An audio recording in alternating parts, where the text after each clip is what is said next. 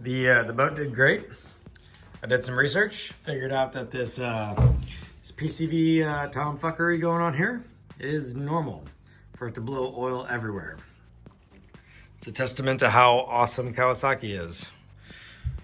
But really though, I just gotta figure out how to get a filter on that and make sure it doesn't blow oil everywhere. What else? Hatch. I'm basically gonna dedicate this entire video to just getting the hatch done. So, yeah. All right, I'm gonna get started on that now. There's the top piece that's already cut to width and length. I have the square stock there, and I have my hatches or my hinges inside that'll go right yonder and down there. And just gotta figure out the latching mechanism, which will probably go right in the center. All right, here's that. I figure I better give an explanation of what the hatch is gonna look like. So this would be from the perspective of underneath the hatch where the engine is. So there's gonna be 4 perimeter pieces of 2x2 square stock or square tube cut at a 45 at each corner, so you don't have any you know, ugliness, and it should make it a good bit stronger. And then on the center, to straddle the engine, this side will be the exhaust manifold, and then this side will be the head, so that this straddles it to where, you know, there's no interference, because the manifold sticks just high enough to where it would interact with the 2-inch square stock. So yeah, that's how it's gonna look. 47.75 inches wide by 35.5 inches long. All right, we'll go get that cut.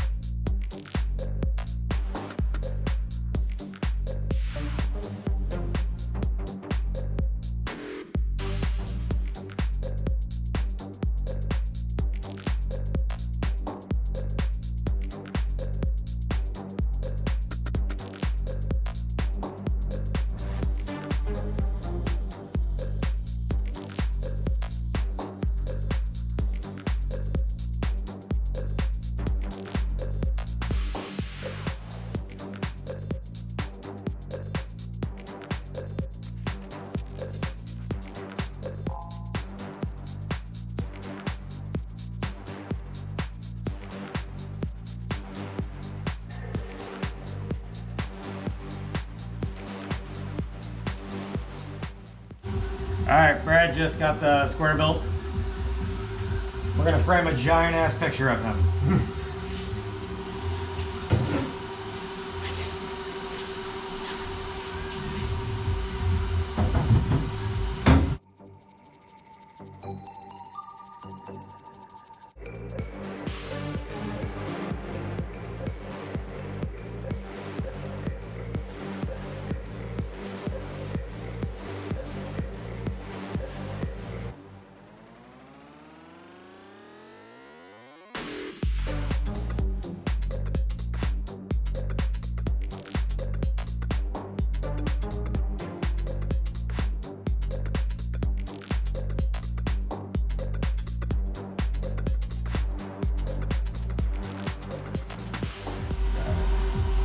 This is roughly what the finished product is going to look like. Just because it sticks out here on that side, it kind of fades off. I mean, you might not see it once it's actually in there. And actually, I plan to weld. And you can grind it. You could grind that away. You've never noticed that. Yeah, looking good.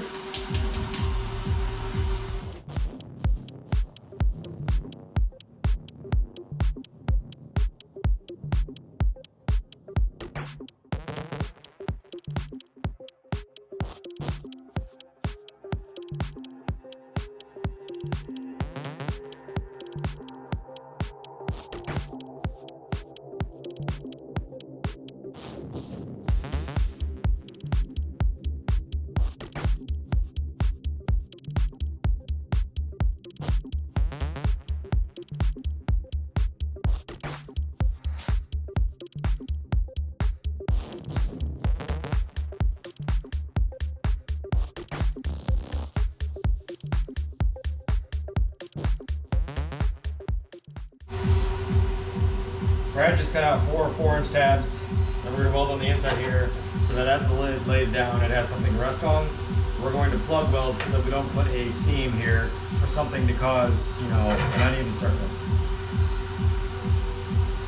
We'll get started on drilling that now.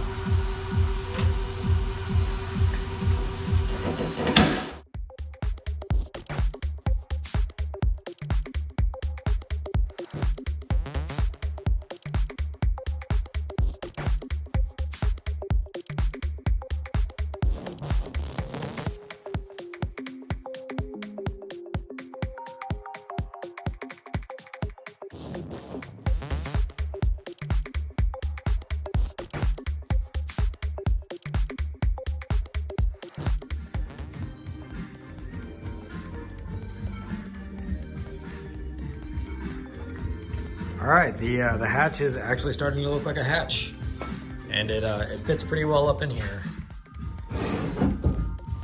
Just gotta drop it. Whoop, and I dropped it. And aluminum is sharp. Goodness. Anyway, yeah, so I need to figure out the spacing here. I think I might have welded my tab a little bit too high on this side, but yeah, it's starting to look good. Now I just have to figure out the latching mechanism and get the hinges in their proper location. And these are stainless steel marine hinges, so it should turn out pretty nice. I'm gonna get started on the latch right now, and then once I have the latch figured out, then I'll go to getting the hinges installed.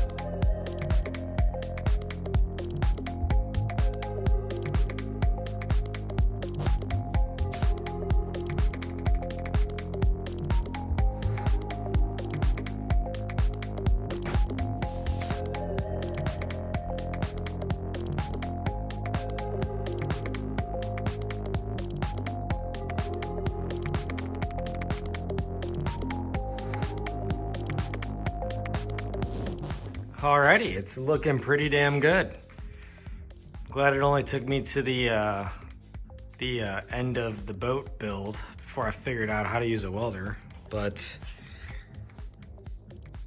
disregard that. That's not the best example. That, it's probably not the best example either, but that, you know what? None of them are awesome examples, but they're consistent. And any progress is good progress.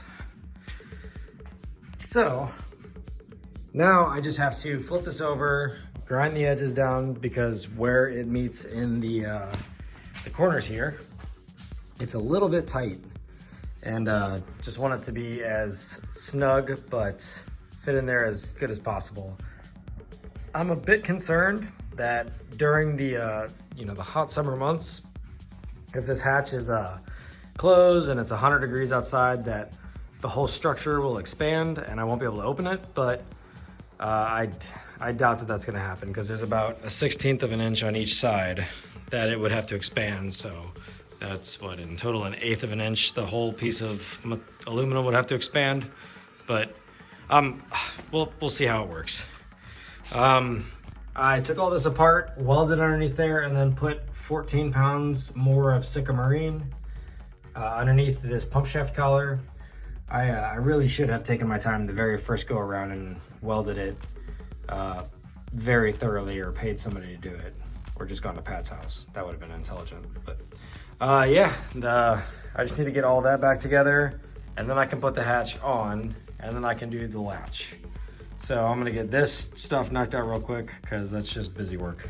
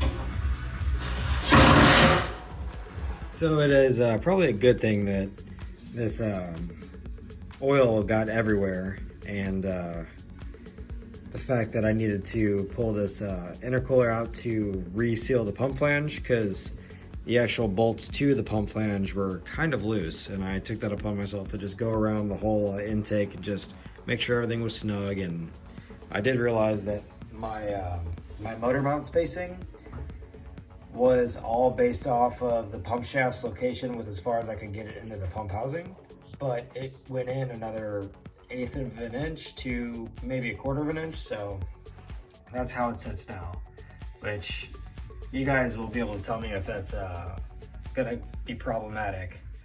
But because those little voids should have been filled right there. But oh well, all I can do is drive it. Wow, that zoomed in. All right, and also delete yo PCV, because this is nonsense. There is oil all up in this air to water intercooler for the supercharger because of the PCV, and that's what leaked out of it. So that's it was less than I thought, but it's still way more than it should be. So make sure you're deleting your PCV setup, because it's just awful, especially with how loose these motors are at 7.8 to 1 compression. They're just all loosey-goosey. So, all right, I'm gonna finish this up and then get the hatch stuff done.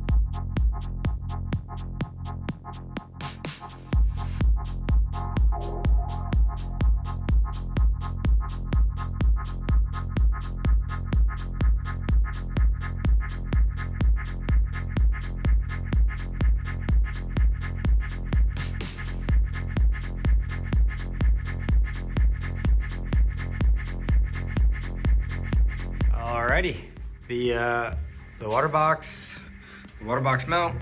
Everything's back in here, and it appears. Wait a second. Never mind. Everything's not back in here. I'd be blowing all my choo-choos all over the place. I'll fix that. Anyway, yeah, the things are back together. I put the devil's glue onto the pump shaft collar, and then I put another layer of it on, and then I put another layer of it on. So it's the stickiest shit in the entire world, but I definitely shouldn't have any leaks after this. This engine compartment is looking a whole lot more busy than I ever expected it to, and it kind of ruins the aesthetics of it. Because I thought I put a good bit of thought into the cable routing and the orientation of things, and you know, getting the loom kind of zip tied up. But regardless, we're done with this, and that's the hatch. Wow, lots of spatter there, kind of strange. Gonna put that on probably tomorrow, and get the little latch installed and get the 2 hinges installed. Then hopefully this weekend, with all this rain we're getting, I'm gonna go ripping around and see how she does. I don't want to put too many hours on it because I still need to very much do the 3 bearing style with the lock nut on the backside of the pump upgrade for the 2010 plus ultra style pump, because it doesn't allow the pump shaft to ride forward and then press on the coupler of the engine forward, which creates thrust on the crankshaft, which then wastes out all sorts of things. So probably should take care of that sooner rather than later, but oh well, it's coming together. I have a ton of aluminum left, so I'm gonna use that to build my little foot tray down here, to where one side's gonna be elevated, then it's gonna dip down and then come back up, because it kind of acts like a dead pedal like you have in your car. But all right, tomorrow I will finish the hatch. Okay, I am extremely pleased with the way this hatch turned out. Looks very good.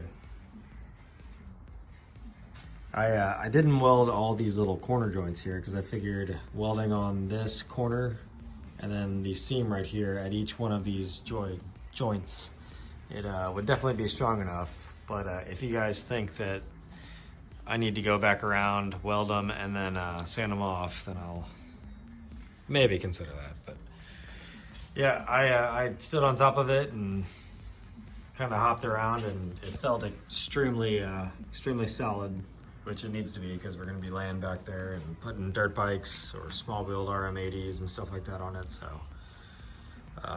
it's hinges real nice, and fits just about perfect. I still need to get the latch installed, but that shouldn't take too long. Yeah, the next video I'll end up installing the latch and doing the floorboard down here, kind of just like around this area there, and then come back, and then across the 2 stringers I'm gonna do a kind of like a footrest, so you can put your foot up across it, and should help you stabilize yourself while you're flying around doing 60 across creeks and stuff. Okay, it's coming together. I would say at this point it's officially creek worthy for me to take it out in between little projects, because this should minimize a ton of noise, and especially once I start putting the rubber sound down stuff, so that reduces vibrations, and then the acoustical foam, which is designed to minimize, you know, acoustics. So yeah, looking good.